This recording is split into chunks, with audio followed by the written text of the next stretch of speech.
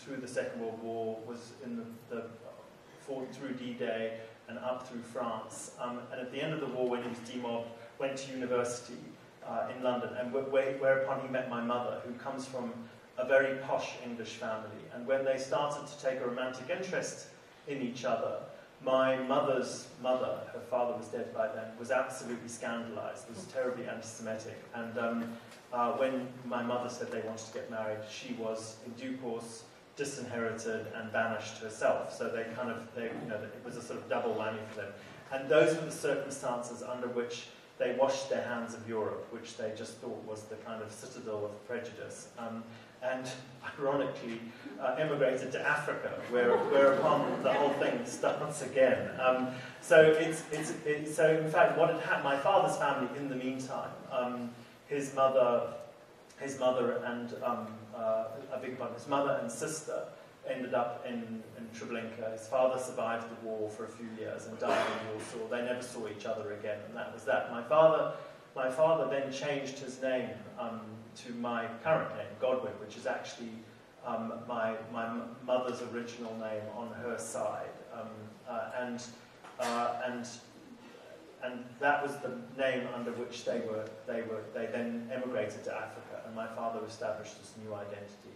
The people on that photograph were in fact my father's parents and his sister. Now, it's a strange thing to grow up in Africa as a white person and already have a number of identity issues. It's a strange thing to be brought up there in a white minority that's going through, first of all, a minority government, a repressive rule, and then to live through the changes in Zimbabwe, where we fought a nearly 10-year war, and then black rule was established, the majority rule was established, and then Robert Mugabe came to power. And in all of this, thrown into all of this, you get this other narrative for me.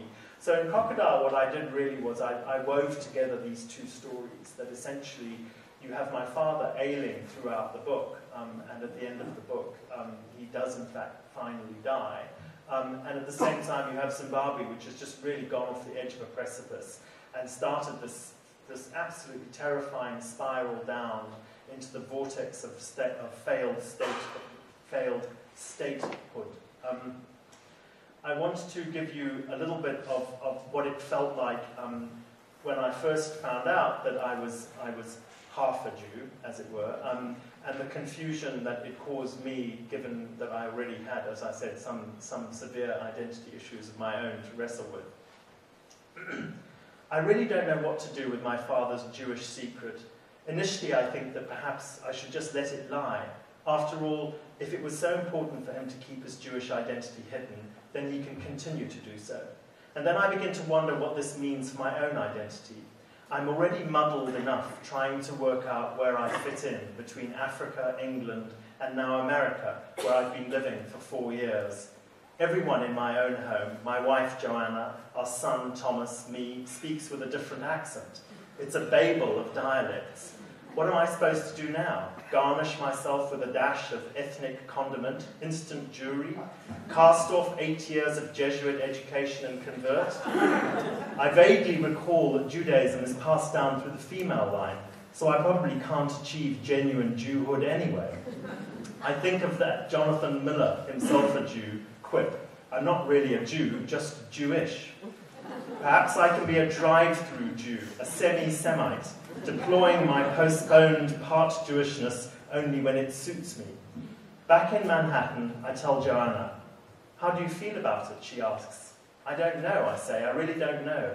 She begins to reel off recent late-onset public Jewish revelations. Madeleine Albright, John Kerry, Christopher Hitchens, and then she points out that to be Jewish in New York City is pretty commonplace. It's the largest population of Jews of any city in the world outside Tel Aviv. Anyway, everyone's a mishmash here, she says. I'm not really English either, if you go back a bit. I'm a Viking, a Dane. Lots of us in Yorkshire are. Later, I pull on my black jogging suit and sneakers and pound off down Riverside Park to try to clear my head. I cut right off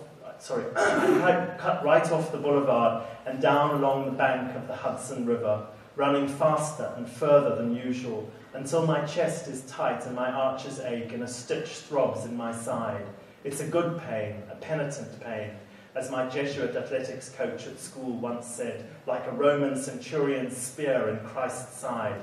Run on through the pain to your salvation, he would say. But today it feels more like the Zulu stabbing spear, the Mtetwa, plunging in and out of my flesh, my Anglo-African-Ashkenazi American flesh. Finally, I turn and head for home. When I'm nearly there, I remember that I've promised to pick up food, so I cut east onto Broadway, to Barzini's, a deli. As I walk back north up Broadway, weighed down with shopping bags, I become aware of a fluttering figure on the sidewalk ahead, canvassing passers-by. Closer up, I see he is dressed all in black, like me. He wears an ill-fitting black suit, black shoes, black hat, and he has a string knotted around his waist. His face, though, is white, an etiolated, unhealthy white, as though he never goes outdoors, and a ginger fuzz of baby beard inhabits his cheeks and chin. His broad-brimmed black hat is set back on his head, framing his pale face in a dark halo. His manner is insistent. Even as I try to walk around him, he steps into my path and blocks me with his clipboard. "Are you a Jew?" he asks without preamble. I think I have misheard him, transposed my internal dialogue onto the world outside. "What? Are you a Jew?" He looks at me intently with black eyes. That's my initial confusion there.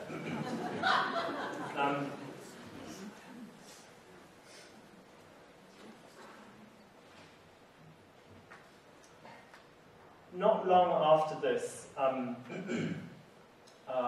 9/11 happened in New York, and given that it's very close to the 10th anniversary, I don't usually read this piece, but I thought that I would just read it, given that we are very close to the 10th anniversary of 9/11 at this particular time. Back in Zimbabwe, things were, as I say, already going very, very wrong, and I was moving back and forth to Zimbabwe, essentially trying to keep my parents afloat. And it's very difficult to be that sandwich generation, to have the responsibility to have children of your own, but to have parents who are, frankly, in peril, as mine were. One reads a lot about what went wrong in Zimbabwe in terms of white farmers, of farmers losing their land. What one doesn't read about so much is a much greater loss, which is that Zimbabwe, by the end, by 2009, had such rampant hyperinflation, the highest in economic history, that the currency was halving in value every 24 hours. And people like my parents, good middle-class people who had pensions and life insurance and all the things you're told to do to be responsible, all of that was zeroed out, their bank accounts included. So they were left with nothing. They weren't entrepreneurs, they had worked for salaries all their lives. But they were much too proud to be helped, certainly to ask for help, but even to accept it. So what one had to do was invent all sorts of ways to subtly help them that didn't look like help itself. So I kept going back and forth between these two worlds, and this is what it felt like. I feel that the gap between my new life in New York and the situation at home in Africa is stretching into a gulf as Zimbabwe spirals downward into a violent dictatorship. My head bulges with the effort to contain both worlds. When I am back in New York, Africa immediately seems fantastical, a wildly plumaged bird, as exotic as it is unlikely. Most of us struggle in life to maintain the illusion of control. But in Africa, that illusion is almost impossible to maintain. I always have the sense that there is no equilibrium, that everything perpetually teeters on the brink of some dramatic change, that society constantly stands poised for some spasm, some tsunami in which you can do nothing but hope to bob up to the surface and not be sucked out into a dark and hungry sea. The origin of my permanent sense of unease, my general foreboding, is probably the fact that I have lived through just such change, such a sudden and violent upending of value systems. In my part of Africa, death is never far away. With most Zimbabweans dying in their early 30s now, mortality has a seat at every table. The urgent tugging winds themselves seem to whisper the message, memento mori, you too shall die. In Africa, you do not view death from the auditorium of life as a spectator, but from the edge of the stage, waiting only for your cue. You feel perishable, temporary, transient. You feel mortal. Maybe that is why you seem to live more vividly in Africa. The drama of life there is amplified by its constant proximity to death. That's what infuses it with tension. It is the essence of its tragedy, too. People love harder there. Love is the way that life forgets that it is terminal. Love is life's alibi in the face of death. For me, the illusion of control is much easier to maintain in England or in America. In this temperate world, I feel more secure, as if change will only happen incrementally, in manageable, finely calibrated, bite-sized portions. There is a sense of continuity threaded through it all. The anchor of history, the tangible presence of antiquity, of buildings, of institutions. You live in the expectation of reaching old age. At least you used to. But on Tuesday, September the 11th, 2001, those two states of minds converge. Suddenly it feels as though I am back in Africa, where things can be taken away from you at random, in a single violent stroke, as quick as the whip of a snake's head, where tumult is raised with an abruptness that is as breathtaking as the violence itself. Now, what happened on September the 11th, for us, we were in New York. We had one small child, and my wife was 8 months pregnant with our second child. And through a series of coincidences, the parish priest at the church closest to 9/11, which bizarrely was protected by a very big old tree, it was the only thing standing anywhere around, suddenly found himself, that church was turned into a victualling station for all the people who volunteered at Ground Zero itself. And he called for volunteers from the school that our kid went to, because he had just been the vicar at that school. So I went down there expecting just to do a couple of days helping, and really soon we were handling the logistics of it. And I stayed down there for much longer than I expected, going back each day. And and after a couple of weeks, everything down there, if you recall, was closed. The whole of downtown was closed. City Hall was closed. And one of the things they've got down there is they've got a Jewish museum down in Battery Park, and that was also closed. And at the end of one of my shifts, I was walking around, and I wandered down to Battery Park, and I discovered that actually that the museum had now opened. And I wandered into it, and I went up to the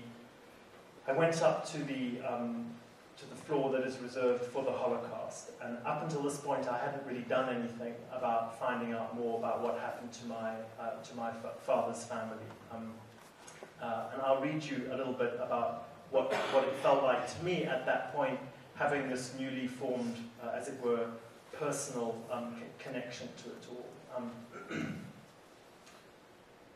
At the end of one shift, I escape the blackened cinders of the ruins and stroll across to Battery Park and down the Hudson, and I find myself looking up at the Museum of Jewish Heritage. So I go in and sit in their empty cafeteria and order kosher vegetable rissoles and knishes and drink coffee with non-dairy creamer and look out over a grey Hudson to the old Ellis Island immigrant station and the Statue of Liberty. I've hardly been thinking about my father's secret past. It's been crowded out by 9/11. But now I make my way into the museum itself. I skip the floors of Jewish folklore and religious rites and go right up to the Holocaust floor, and there unfolds in front of me an instant history of what happened to the Polish Jews.